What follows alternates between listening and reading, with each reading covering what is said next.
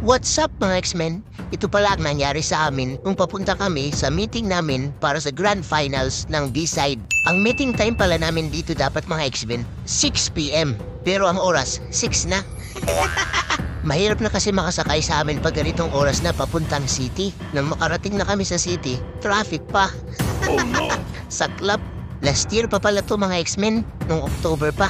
Ngayon lang na-upload. Huh? 1,700 na pala tayo mga X-Men. Wow. Kaya maraming salamat po sa lahat ng nag-follow. At kung hindi ka pa pala naka-follow, please click the follow button. At kung gusto nyong magpa-shoutout, comment down para ma-shoutout ka sa susunod nating mga videos.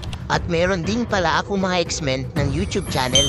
At dun ko unang ina-upload ang mga videos ko. Wow. Andito na pala tayo sa Chill Cafe. Dito ang aming meeting place. Yes! And of course, andito na silang lahat. Mabuti na lang, karating lang din ng iba.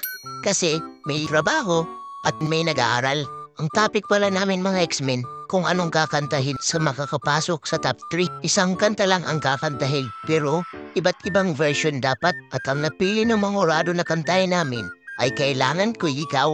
Kaya pala hindi ako makapagkape sa bahay kasi dito nila nilagay yung takorek. Dito naman mga X-Men, pinag-uusapan namin kung anong snackan ay ang stage pala.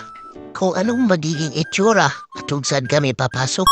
At dito naman mga X-Men, nagbulutan na kami kung anong pagkasunod-sunod namin sa Grand Finals. Ang gusto kong makuha pala dito na number mga X-Men ay number 1 para ako unang kumanta at matapos lang ka ba?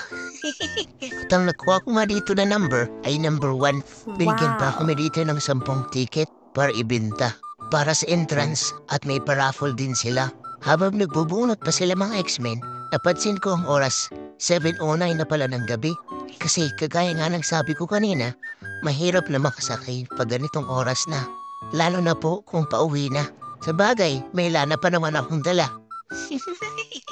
Ito nga pala mga X-Men ang loob ng Chill Cafe. Matatagpuan ito sa Ibingay, Masbate. Di ko na nakita yung menu kasi nag-meeting lang naman kami dito. Tapos na ang meeting namin mga X-Men. Mag-aayos na kami ng mga upuan. Nilibre pa na kami dito ni Sir Donald ng pamasahe. Kaming dalawa ni Jorens, the Bastida. Wow. Kaya maraming salamat Sir Donald. Hindi ko magagamit yan yung lana. Shout out din sa mga kasama kong grand finalist ng B-Side. Dahil natapos nyo ang video na to, huwag niyong pong kalimutan i-share ang video na to. That's all for today. See you next video. Bye-bye!